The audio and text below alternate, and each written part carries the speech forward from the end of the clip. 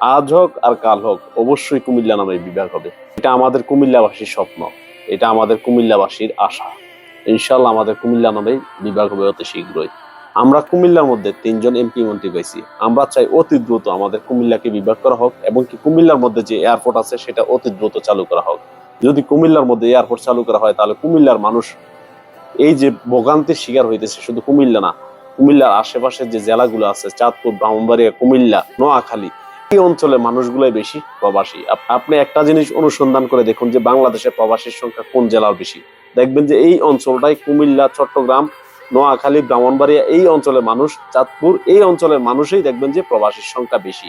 ঢাকার মধ্যে বর্তমানে যে জ্যামজট আছে, যদি কুমিল্লার মধ্যে এয়ারপোর্ট চালু করা হয় তাহলে ঢাকার ভিতরে যে 70% জ্যাম অলরেডি এয়ারপোর্টের মধ্যে কমে যাবে। তাই আমরা চাই অতি দ্রুত কুমিল্লাকে বিভাগ করুন এবং কুমিল্লার মানুষের যে আশা আকাঙ্ক্ষা সেটা পূরণ করুন। ধন্যবাদ।